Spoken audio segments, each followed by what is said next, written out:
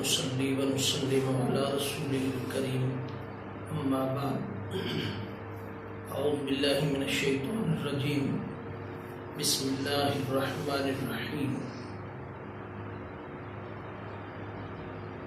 والذين اتخذوا مسجدا ضرارا وكفرا وتفريقا بين المؤمنين وإرصادا لمن حارب الله ورسوله من قبل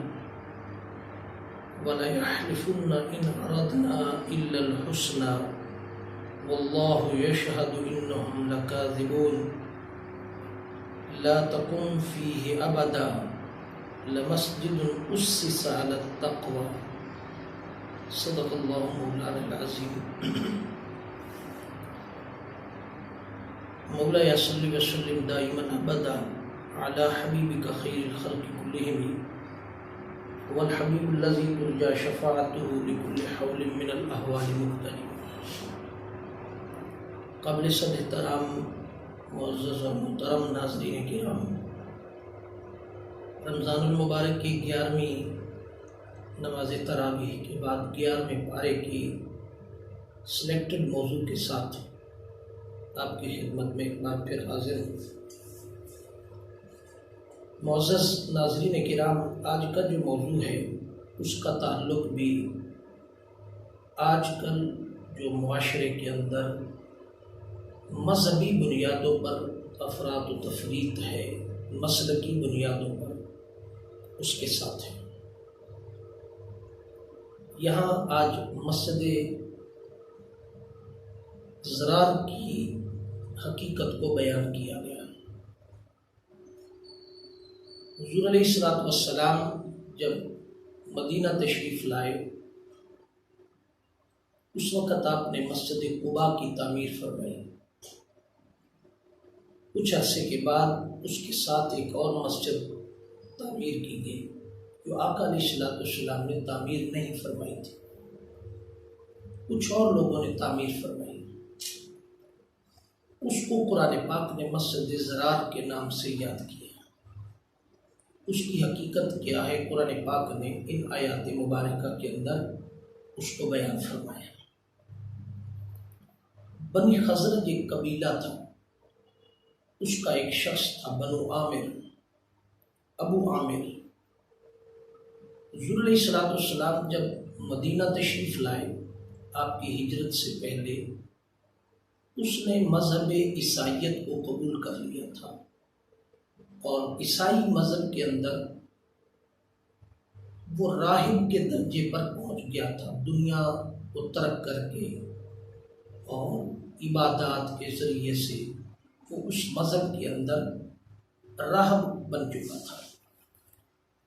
یثرب کی سرزمین پر رہنے والے لوگ اس سے اس کی عبادت، اس کی ریاضت اور اس کے اس عاجزی اور انکساری کی وجہ سے اس سے بہت زیادہ متاثر تھی۔ جب آقا علیہ السلام مدینہ تشریف لے آئے تو چہرہ والضحیٰ پر جس کی بھی نگاہ پڑی وہ بقیہ سارے چہروں کو چھوڑ کر حضور کی طرف متوجہ ہوئے۔ جب بہت سارے لوگ انصار اس کو چھوڑ کر حضور کی مجلس میں تشریف لے آئے اور ادھر آبادی زیادہ ہونے لگی اور اس کی مجلس ختم ہونے لگی، جب دیکھا کہ میرے ساتھ تو عقیدت مند نہیں رہے تو وہ بڑا پریشان ہوا۔ اس نے ایک دن آقا علیہ السلام کا سامنا کیا اور آقا علیہ السلام نے اسے اسلام کی دعوت دی۔ اس نے آقا علیہ السلام پر الزام لگایا کہ آپ کس دین کی بات کرتے ہو، کون سا دین لے کر آئے؟ تو آقا نے فرمایا میں دین ابراہیم کو لے کر آیا۔ اس نے کہا کہ اس کے اندر تو بہت ساری ایسی چیزوں کا اضافہ کر دیا گیا ہے جو ہم اس کو نہیں مانتے۔ بحث و تمہیز کے بعد آقا علیہ السلام نے اس کو مطمئن کرنے کی کوشش کی، مگر وہ اپنی ضد پہ اڑا رہا۔ آخر کار اس کی زبان سے یہ الفاظ نکل گئے، اس نے آقا علیہ السلام کو کہا ہم میں سے جو شخص بھی جھوٹا ہوگا وہ دور عرب کے ریگستانوں میں اور دیار غیر میں غربت اور تنہائی کی زندگی بسر کرتا ہوا دنیا سے رخصت ہو جائے، مر جائے۔ آقا علیہ الصلوۃ والسلام نے فرمایا آمین۔ آقا نے ایسا ہی فرمایا۔ اس کے بعد غزوہ بدر ہوئی۔ غزوہ بدر میں مسلمانوں کو فتح نصیب ہوئی۔ آقا علیہ الصلوۃ والسلام فتح اور کامیابی کے ساتھ غزوہ بدر سے سرخرو ہوئے۔ جب اس نے دیکھا کہ مسلمان تو پھر طاقت پکڑ رہے ہیں، اس نے غزوہ بدر کے بعد مکہ کے لوگوں کو، کفار کو، مشرکین کو اپنے ساتھ ملا کر کے مسلمانوں کے خلاف سازش کی اور مکہ کے لوگوں کو اس بات پر اکسا کر کے، تیار کر کے مکہ کے لوگوں کی طرف سے، کفار اور مشرکین کی طرف سے پھر وہ حضور علیہ الصلوۃ والسلام کے مد مقابل جنگ احد میں آیا۔ جنگ احد میں اس کا منصوبہ یہ تھا کہ میں کفار کے آگے آگے جنگ لڑوں گا اور ایک بار پھر میں انصار کے مسلمانوں کو، یثرب کے مسلمانوں کو اپنی طرف راغب کرنے کی کوشش کی۔ جب وہ احد میں آگے آیا تو آقا علیہ الصلوۃ والسلام کے غلاموں کو اس نے متاثر کرنے کی کوشش کی، تو وہ تو چہرہ والضحیٰ کا نشہ پی چکے تھے، وہ اس منحوس کی شکل کو دیکھنا نہیں چاہتے تھے۔ انہوں نے بجائے اس کی عزت افزائی کرنے کے اس کو منحوس ڈکلیئر کر کے اس کو اگنور کر دیا، لہٰذا وہ مایوس ہوا، اس کا منصوبہ کامیاب نہ ہو سکا۔ وہ پھر مایوس ہو کر پیچھے ہٹا اور اس نے پھر آقا علیہ الصلوۃ والسلام کا سامنا کیا اور آقا علیہ الصلوۃ والسلام کو فرمایا کہ اے محمد صلی اللہ علیہ وسلم، اب میں ان کے ساتھ ہمیشہ جنگ لڑوں گا جو آپ کے خلاف جنگ لڑیں گے، جو آپ کے خلاف ہوں گے میں ان کے ساتھ ہمیشہ جنگ لڑوں گا اور ان کے ساتھ مل کر کے آپ کی مخالفت کروں گا اور آپ کے خلاف جنگیں لڑوں گا۔ سو غزوہ حنین تک جتنی بھی جنگیں ہوئیں، ان سب جنگوں کے اندر ابو عامر کفار کی طرف سے حضور علیہ الصلوۃ والسلام اور مسلمانوں کے خلاف لڑتا آیا۔ جب اس نے دیکھا کہ یہاں سارے تیر انداز، بڑے بڑے مجاہد اور بڑے بڑے کفار جنگیں لڑنے والے شکست کھا گئے ہیں اور مسلمان طاقت پکڑ رہے ہیں، مسلمان آگے بڑھ رہے ہیں، اس نے پھر ایک اور چال چلی۔ وہ چال یہ چلی کہ اس نے کیسر و کسریٰ کو اپنے ساتھ ملایا، شام کا سفر کیا اور ان کے ساتھ دوستی بڑھائی اور ان کے ساتھ مل کر کے مدینہ پر دوبارہ پھر حملے کا منصوبہ بنایا۔ لہذا کیسر و کسریٰ کو ساتھ ملا کر کے منافقین اور مشرکین کو اپنے ساتھ ملایا اور ان کو حوصلہ دیا کہ ہم مسلمانوں کو شکست دے سکتے ہیں اگر آپ میرے منصوبے پر عمل کریں۔ تو مشرکین اور منافقین، کفار اور کیسر و کسریٰ کی طاقت کو ملا کر کے ایک بار پھر مدینہ پر حملہ کرنے کا منصوبہ بنایا، جس وجہ سے غزوہ تبوک، جنگ تبوک پیش آئی۔ یہ اس کے اسباب میں سے تھے۔ لہٰذا غزوہ تبوک سے پہلے اس نے خط مدینہ کے مسلمانوں کو اور کچھ اپنے ماننے والوں کو لکھا اور کہا کہ ایک ایسا مکان تلاش کیا جائے جس کو مسجد ڈکلیئر کیا جائے، مسجد کہا جائے، اور وہ حضور علیہ الصلوۃ والسلام کی مسجد کے قریب ہی ہو، زیادہ فاصلے پر نہ ہو۔ اور منصوبہ یہ تھا کہ اس مکان کو مسلمانوں کے سامنے مسجد ڈکلیئر کیا جائے۔ اصل میں وہ مسجد میری قیام گاہ ہوگی، جب مدینہ پر غزوہ تبوک پر حملہ ہوگا کے ذریعے سے حملہ ہوگا تو میں وہاں آ کر کے قیام کروں گا اور وہاں سے مسلمانوں کے خلاف سازشیں اور منصوبے بندی ہوگی اور پھر مسلمانوں کے اندر ایک پھوٹ ڈال جائے گی اور مسلمان تباہ و برباد ہو جائے گے۔ لہٰذا اس منصوبے کے تحت کچھ اس کے عقیدت مندوں نے اور کچھ سادہ لو مسلمانوں کو ساتھ ملا کر کے مسجد قباء کے قریب ہی کچھ فاصلے پر ایک مکان خریدا اور اس کو انہوں نے مسجد ڈکلیئر کر دی۔ جب مسجد ڈکلیئر کر دی تو ایک وفد آقا علیہ الصلوۃ والسلام کی بارگاہ کے اندر آیا اور اس نے آ کر عرض کی، اے محمد صلی اللہ علیہ وسلم، ہم نے ایک مسجد بنائی ہے اور اس مسجد کا بنیادی بنانے کا مقصد یہ تھا کہ بہت سارے بوڑھے، کمزور، بیمار لوگ موسم میں، مشکلات میں، سردی میں، گرمی میں اور برسات میں وہ مسجد، آپ کی مسجد میں آنے تک پریشانی ان کو سامنا کرنی پڑتی، لہٰذا ان کی سہولت کے لیے ہم نے ایک اور مسجد بنا دی ہے تو وہ وہاں نماز ادا کریں گے۔ تو آپ بھی آقا اس مسجد میں قدم رنجہ فرمائیں تاکہ اس میں برکت آ جائے۔ آقا علیہ الصلوۃ والسلام نے یہ بات سنی اور سن کے فرمایا غزوہ تبوک کا سفر شروع ہونے والا ہے، غزوہ تبوک کے بعد دیکھیں گے کہ کیا حالات ہوں گے کہ جانا ہے یا نہیں جانا۔ جب غزوہ تبوک سے آقا علیہ الصلوۃ والسلام خوش سلوکی کے ساتھ سرخرو ہو کر کے واپس تشریف لائے تو پھر وہی وفد حضور کی بارگاہ میں دوبارہ حاضر ہوا اور اس نے عرض کیا کہ حضور آپ قدم رنجہ فرمائیں۔ تو آقا علیہ الصلوۃ والسلام نے جب جانے کا ارادہ فرمایا تو اس وقت فرشتہ جبریل امین علیہ الصلوۃ والسلام اللہ رب العزت کا پیغام لے کر حاضر ہوا اور انہوں نے آ کر عرض کی کہ یا رسول اللہ صلی اللہ علیہ وسلم، اللہ رب العزت کا حکم ہے کہ محبوب آپ نے اس مسجد میں قدم رنجہ نہیں فرمانا۔ وہ جتنی بھی قسمیں اٹھاتے رہیں، فرمایا وَإِرْصَادًا لِمَنْ حَارَبَ اللَّهُ وَرَسُولُهُ مِنْ قَبْلُ وَلَا يَحْلِفُنَّ إِنْ أَرَدْنَا إِلَّا الْحُسْنَى وَاللَّهُ يَشْهَدُ إِنَّهُمْ لَكَاذِبُونَ۔ وہ جتنا بھی قسمیں اٹھا کر کے اپنے آپ کو مسلمان اور سچا ثابت کرتے رہے، وہ اصل میں جھوٹے ہیں، کاذب ہیں، وہ جھوٹ بولتے ہیں اور جھوٹ بول کر کے مسلمانوں کے درمیان ایک فتنہ برپا کرنا چاہتے ہیں۔ ظاہر میں تو بظاہر میں تو وہ مسجد ڈکلیئر کی ہے مگر اندر میں مسلمانوں کے خلاف وہ سازشیں کریں گے۔ لہٰذا اگر آپ اس مسجد میں تشریف لے جائیں گے تو فرمایا اس مسجد کے اندر جانے والوں کو رب کائنات نے فرمایا مجھے بخشنا پڑ جائے گا، لہٰذا میں ان کو بخشنا نہیں چاہتا، اس لیے کہ محبوب تیرے ہوتے ہوئے اور تیری مسجد کے ہوتے ہوئے وہ اور کون لوگ ہیں جو مسجد بنا کر کے تقوی طہارت کے نام پر ایک اور مسجد بنا کر کے الگ سے کوئی پرچار کرنا چاہتے ہیں۔ فرمایا آپ کے ہوتے ہوئے یہ کام ایسے نہیں ہو سکتا، لہٰذا وہ مسجد نہیں، وہ مسجد ضرار ہے، فتنے کا گڑھ ہے، وہ تباہی کا گڑھ ہے، وہاں آپ نے نہیں جانا۔ لہٰذا آقا علیہ الصلوۃ والسلام نے اس کے بعد فرمایا کہ مسجد کو تباہ و برباد کر دیا جائے، اس مسجد کو جلا دیا جائے۔ پھر آقا علیہ الصلوۃ والسلام نے حکم دیا، اس مسجد کو گرا دیا گیا اور مسجد کو جلا دیا گیا۔ یہ مسجد ضرار کا پس منظر ہے۔ اس کے بعد فرمایا لا تقم فیہ ابدا المسجد اسس علی التقوی، فرمایا وہ مسجد کی بنیاد، جو مسجد بنتی ہے اس کی بنیادی طور پر اس کے جو مقاصد ہیں وہ ہے تقوی،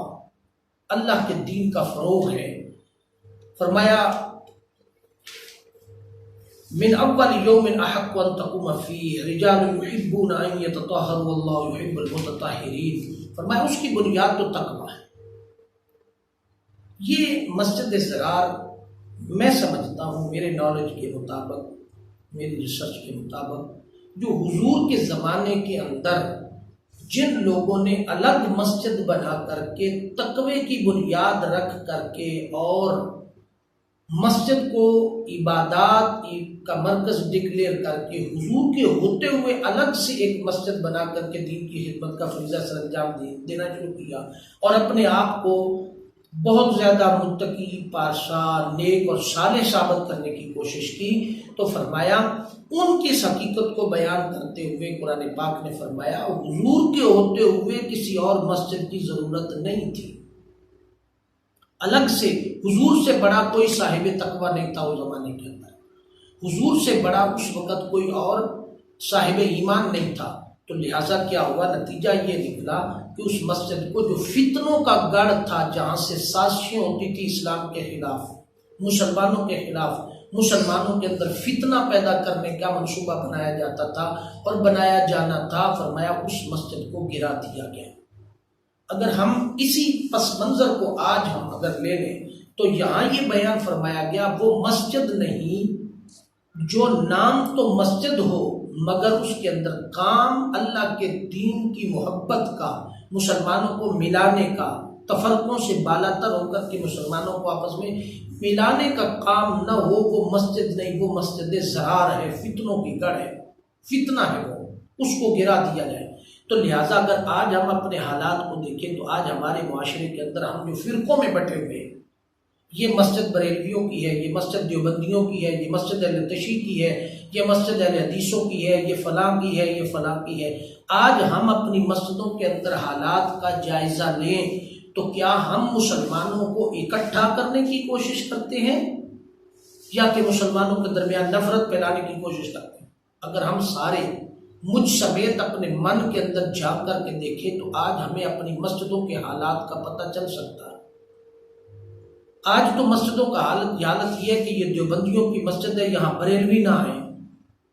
یہ بریلویوں کی مسجد ہے، یہاں دیوبندی نہ آئیں، یہاں نماز کے بعد اونچا کلمہ پڑھا جاتا ہے تو لہٰذا جو کلمہ اونچا نہیں پڑھتے یا مانتے نہیں ان کو آنے کی ضرورت نہیں، یہاں کلمہ نماز کے بعد نہیں پڑھا جاتا اور جو اونچا پڑھنے والے ان کو یہاں آنے کی ضرورت نہیں۔ ہمارے اندر جو اختلافات اتنے ہیں اس حد تک کہ ہم دوسرے مسلک کے لوگوں کو مسلمان ہی نہیں سمجھتے، ہم ان کو قریب ہی نہیں لانا چاہتے۔ تو کیا آج ہماری مسجدیں کیا اسلام کے اندر محبت، یگانگت، پیار، الفت کو فروغ دینے کی بات کر رہی ہیں یا کہ نفرتیں بانٹ رہی ہیں؟ پھر ہم کس طرح اللہ کے حضور سجدہ ریز ہوتے ہیں؟ اگر ہم من کے اندر جھانک کر کے دیکھیں، آج ہم نام لیوا تو ہیں آقا علیہ السلام کا، ان الدین عند اللہ الاسلام کی بات تو ہم کرتے ہیں، محبت اور عشق رسول کی ہم بات تو کرتے ہیں، آقا علیہ السلام سے پیار کی بات تو کرتے ہیں، مگر ہمارا عملی کردار کیا ہے؟ مسجدوں کے اندر خون ریزی ہے۔ اگر ہماری مسجدوں کی بنیاد اس رسالت تقویٰ کی بنیاد ہوتی اور تفرقے نہ ہوتے تو آج ہماری مسجدوں کے اندر بم بلاسٹ نہ ہوتے، ہم دوسروں کے گلے نہ کاٹتے، ہم مسلکی اختلافات بھلے رکھتے مگر اللہ کے حضور ایک ہونے کے لیے ہم اس مسجد کو معاشرے کا بنیادی یونٹ سمجھتے ہیں۔ معاشرے کے اندر اس مسجد کا ایک بنیادی کردار ہے، وہ ہے محبت، وہ ہے اتحاد، وہ ہے یگانگت، وہ ہے باہمی اخوت، وہ ہے باہمی بھائی چارہ، یہ مسجد کی بنیاد تھی۔ آج ہم نے مسجد کے اندر صرف لڑائی جھگڑے اور فساد اور مسلکوں کی بنیاد پر مسجدوں کو بانٹ دیا ہے اور بقیہ جو دین کی بنیاد تھی، جو دین کی اساس تھی، اس کو نکال دیا۔ لہٰذا اس کا نتیجہ یہ ہے کہ ایک وقت تھا آقا علیہ السلام مسجد کے اندر بیٹھ کر سپریم کورٹ بھی مسجد ہوتی تھی، پارلیمنٹ بھی مسجد ہوتی تھی، اللہ کے حضور سجدہ ریز ہونے کے لیے بھی اللہ کا گھر مسجد ہوتی تھی، مگر آج ہم نے پارلیمنٹ الگ کر دی، سپریم کورٹ الگ کر دیا اور بقیہ سارے معاملات کو ہم نے جب الگ کر دیا تو پھر آج مسجدیں صرف فرقوں کی اماجگاہ بن کے رہ گئی۔ یہ فلاں کی مسجد ہے، یہ فلاں کی مسجد ہے، فلاں اس مسجد میں نہ آئے، فلاں اس مسجد میں نہ آئے۔ آج ہمارا حال یہ ہے کہ مسجد میں داخل ہوں تو مسجد کے دروازے پر لکھا ہوا دیکھتے ہیں کہ کہیں یہ اہل سنت کی مسجد ہے، بریلویوں کی ہے، دیوبندیوں کی ہے، شیعوں کی ہے، کس کی مسجد ہے؟ ہم پہلے اس کو دیکھتے ہیں۔ اگر اپنے مسلک کی ہو تو ہم نماز پڑھتے ہیں، اگر اپنے مسلک کی نہ ہو تو نماز نہیں پڑھتے۔ جب یہ حالات ہو جائیں تو پھر کیا ہوگا؟ اسی کا نتیجہ ہے کہ آج مسجدیں بھی تفرقوں کی تقسیم ہو گئی، اور پھر جو پارلیمنٹ تھا، جو سپریم کورٹ تھی، اس کے اندر سے دین کی روح نکل گئی، لہذا پارلیمنٹ کرپشن کی اماجگاہ بن گئی، وہ غداری کی اماجگاہ بن گئی، اس نے غریب عوام کے حقوق کو سلب کر دیا، پارلیمنٹ عدلیہ اس نے انصاف چھوڑ دیا، وہ بھی دنیا داری کے تقاضوں کے تحت وہ طاقتوروں کی اماجگاہ بن گئی، طاقتور وہاں سے آ کر کے قانون کے بل بوتے پر اپنے کام کروا لیتا ہے اور غریب رلتا رہتا ہے۔ اگر یہ ساری چیزیں یکجا ہوتی، مسجد کا بنیادی کانسیپٹ ہمارے معاشرے کے اندر ہوتا تو آج ہم ان مسائل کا شکار نہ ہوتے۔ آج ہماری مسجدوں کے اندر سوائے فتنوں کے، سوائے مسلکی لڑائیوں کے، مسلکی گفتگو کے، اس کے سوا کچھ نہیں۔ مسجدوں کے اندر خطبات جمعہ کے اندر اصلاح احوال کی بات نہیں ہوتی، اصلاح معاشرہ کی بات نہیں ہوتی، لوگوں کی کونسلنگ کی بات نہیں کی جاتی، لوگوں کو، جوانوں کو ان کے مستقبل کے حوالے سے اسلام کی روح سے آگاہ نہیں کیا جاتا، ان کے مسائل کو ڈسکس نہیں کیا جاتا۔ اور آج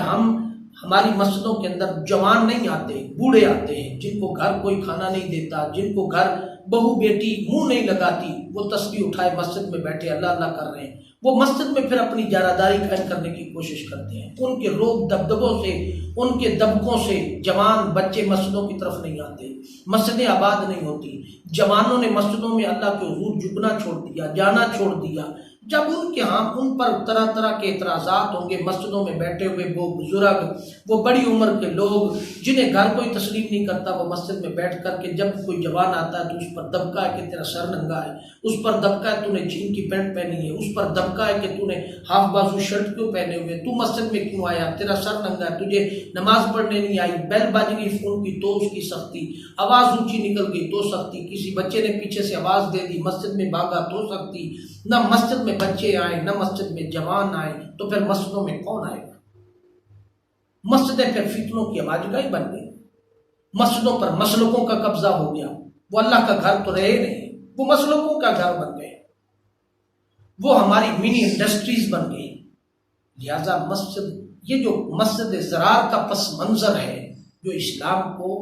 فتنوں میں بانٹنے کے لیے جو سازش کی گئی تھی مسجدوں کے اندر، مسجد ضرار، اس پس منظر کو سامنے رکھ کر کے اگر آج ہم اپنے سوسائٹی کے اندر مسجدوں کا حالات کا جائزہ لیں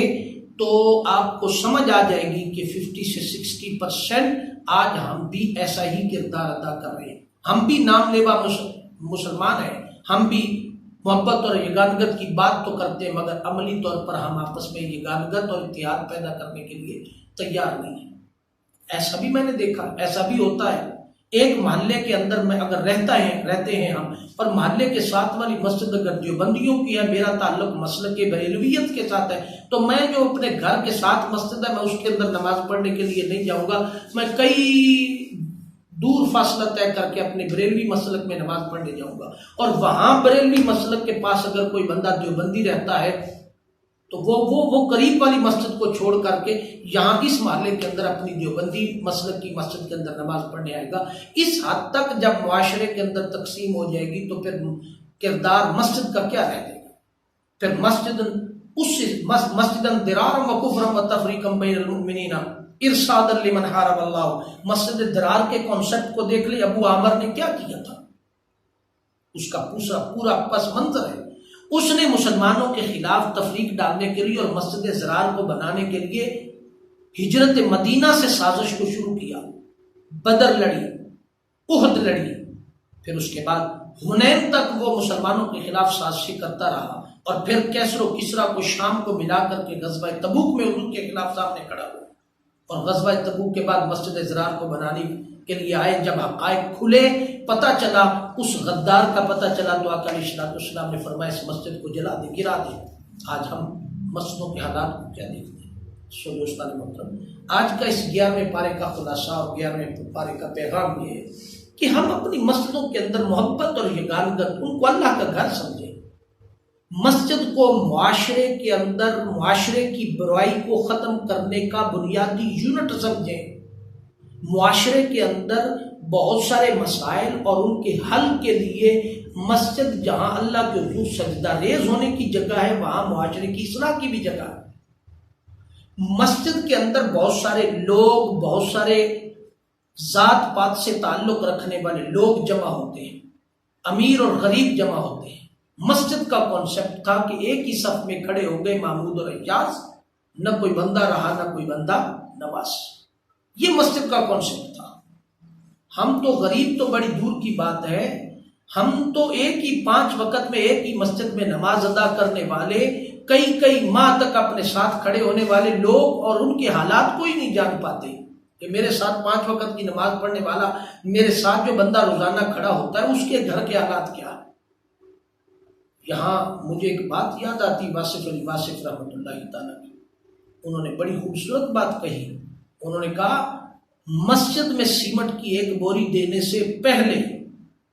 مسجد میں سیمنٹ کی ایک بوری دینے سے پہلے کئی بار سوچنا کہ مسجد کے پڑوس میں کسی کو آٹے کی بوری کی ضرورت تو نہیں ہے۔ یہ کانسیپٹ تھا۔ مسجدیں تو عالیشان بن گئی ہیں، مسجدوں میں تو اے سی لگ گئے ہیں، مسجدوں میں تو ماربل لگ گیا ہے، مسجدوں کے مینار تو اونچے ہو گئے ہیں، لیکن مسجد کی خدمت کرنے والا وہ امام، وہ خادم، وہ مسجد کے ساتھ رہنے والا، اس کے گھر میں کھانے کے لیے 2 ٹائم روٹی نہیں ہے، تو وہ مسجد کی خدمت کیسے کرے گا؟ ہم نے کبھی اس امام کا خیال نہیں کیا، اس خادم کا خیال نہیں کیا، اس خطیب کا کبھی خیال نہیں کیا جس خطیب کے پیچھے ہم نماز پڑھتے ہیں، جس امام کے پیچھے نماز پڑھتے ہیں، جو خادم سارا دن مسجد کی خدمت کرتا ہے، ان کے گھروں کے حالات کیا ہے؟ آپ نے دیکھا ہوگا کہ خانیوال کے قریب ایک واقعہ، آج سے کچھ عرصہ پہلے ایک واقعہ پیش آیا تھا کہ مسجد کے ساتھ والا جو حجرہ تھا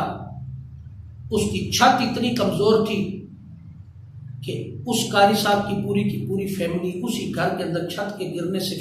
شہید ہو گئی۔ تو مسجدوں کے مینار تو عالیشان ہیں، مسجدوں کے مینار تو بڑے اونچے ہیں، وہاں تو ماربل ہے۔ آج آ کے مسجد کے قاری صاحب کا گھر کہاں بنتا ہے جہاں مسجد کے واش روم ہوتے ہیں، وہ رہ جاتی جگہ اس کے لیے۔ تو ہم کیا کہتے ہیں اس کے پیچھے اس امام کے اللہ اکبر، جس کے گھر کچھ نہیں کھانے کو، ہم ساری نمازوں کا بوجھ اس کے پیچھے کھڑا کر کے تو ہم اس کے لیے نماز پڑھتے ہیں۔ ہمارے ہاں کانسیپٹس بدل گئے۔ اگر ہم قرآن سے رجوع کریں تو ہمیں بہت کچھ ملتا ہے۔ 11ویں پارے کا آج سلیکٹڈ موضوع کا خلاصہ یہ ہے کہ مسجدوں کی بنیاد اس سے سالت تقویٰ پر تھی، مسجدوں کی بنیاد مسلکوں پر نہیں تھی، تقوی پر تھی۔ آج ہمیں اپنے معاشرے کے اندر محبت، یگانگت، اخوت، بھائی چارے کو پیدا کرنا ہوگا، اور اس کے لیے بنیادی یونٹ مسجد ہے، اللہ کا گھر ہے، جہاں ہم بلا تفریق، بلا اونچ نیچ کے، بلا کسی کو اذیت پہنچائے اللہ کے حضور سجدہ ریز ہوتے ہیں۔ اور ایک اللہ ہے، ایک رسول، ایک قرآن، ایک دین۔ ماننے والے کیوں بٹے حصوں میں بٹ گئے ہیں، کیوں مختلف مسائل میں بٹ گئے؟ قرآن کا پیغام اور منہاج القرآن کا پیغام یہ ہے کہ خدا را اپنے مسلکوں سے نکل کر کے اسلام کے عظیم تشخص کے لیے زندہ رہیں اور اس کے لیے کام کریں۔ اگر اس اسلام کے تشخص کے لیے، اسلام کی بنیاد کے لیے اگر کام کریں گے تو ہمارے مسلک بھی بچیں گے۔ اگر ہم نے اسلام کو چھوڑ دیا تو نہ ہمارے مسلک بچیں گے، نہ ہماری مسجدیں بچیں گی۔ لَهُدِّمَ صَوَامِعُ وَبِيَعٌ وَصَلَوَاتٌ وَمَسَاجِدُ۔ اگر ہم نے یہ روایت نہ چھوڑی تو ایک وقت آئے گا کہ ہماری مسجدوں کو بڑے بڑے تالے لگا دیے جائیں گے اور ہم مارے پھریں گے، اور اس وقت ہمارا پرسان حال کوئی نہیں ہوگا۔ قبل اس وقت کے کہ وہ وقت ہم پر آ جائے، ہم اللہ کے حضور توبہ کر لیں، ہم اللہ کے حضور جھک جائیں اور اپنے حالات اور سوسائٹی کا جائزہ لے کر کے ہم اپنی مسجدوں کو اللہ کا گھر حقیقی معنوں میں بنانے اور مسلمانوں کو آپس میں جوڑنے کی وجہ اور سبب بنائیں اور بنیاد بنائیں، تو پھر ہماری نجات ہو سکتی ہے۔ اللہ رب العزت کی بارگاہ میں دعا ہے کہ اللہ پاک ہمیں عمل کی توفیق عطا فرمائے۔ وما علینا الا البلاغ۔